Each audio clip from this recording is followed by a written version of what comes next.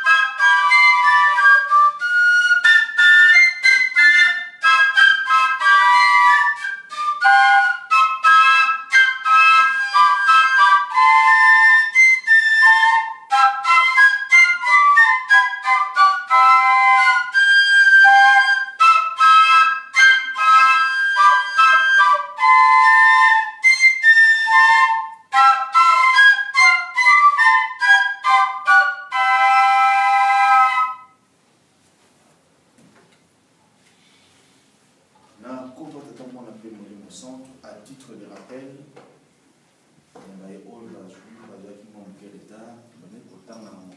Psaume de David, chapitre 1, verset 1 à 6.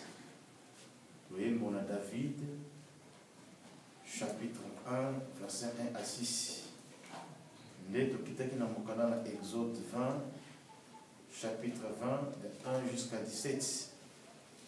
Exode, chapitre 20, verset 1 à 17.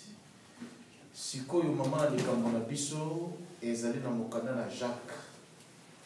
Jacques, chapitre 2, verset 14 à 17. À 18. Jacques, chapitre 2, verset 14 à 18. Ne soki Nasima Tokokita na Mokanda na Biso, il y a 2 Corinthiens, chapitre 4, versets 1 à 4. Nasima Tokokita na verset 7 à 10. Tozongeli, 2 Corinthiens, chapitre 4, verset 1 à 4. Petokiti na 7 à 10. Tozongeli Mokanda na Jacques, chapitre 2, verset 14 à 18. Simatokita na Mokanda na 2 Corinthiens, chapitre 4, verset 1 à 4. Letokiti na 7 à 10. Toko tanga mona lokoto ya lingala pe lokoto ya français pour la meilleure compréhension.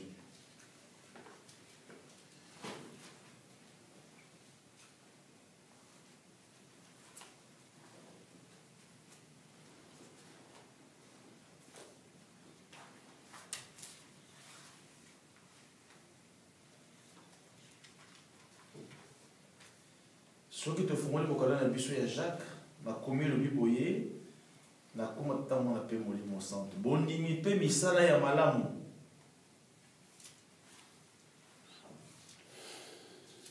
Bandeko na ngai soki moto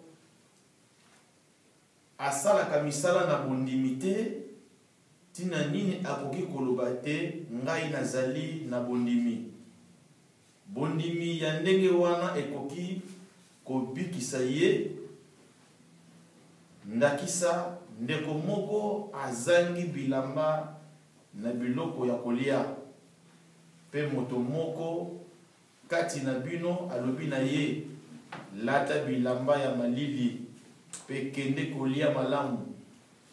Soki bolobi bongo kasi bopesi ye te biloko oyo azali na yango posa, maloba wana ezali na ntina. Ndenge moko pe pona bondimi, soki moto asalaka misala na bondimi te, bondimi na ye ezali ya kokufa. Kasi moto moko akoki koloba boye, bato mosusu bamipesaka mingi na bondimi pe ba mosusu na misala. Soki moto alobi boye na kozongisela ye lakisa ngai ndenge moto akoki kondimela Nzambe soki asalaka misala na bondimi te. Bongo na misala na ngai na kolakisa yo ndenge na ndimelaka Nzambe.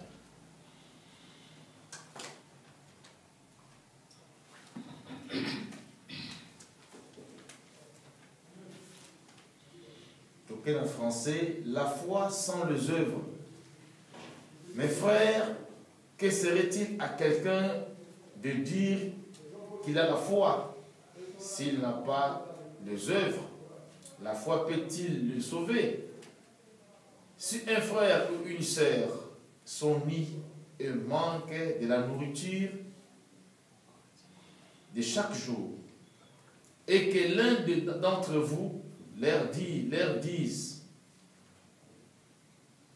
allez en paix, chauffez-vous et vous rassasiez, et que vous ne leur donnez pas ce qui est nécessaire au corps, à quoi cela sera-t-il? Il en est ainsi de la foi. S'il n'y a pas les œuvres, elle est morte en elle-même. Mais quelqu'un dira, toi tu as la foi, et moi je les œuvres. Montre-moi ta foi sans les œuvres, et moi je te montrerai la foi par mes œuvres. Donc, quel est mon canal à Corinthiens,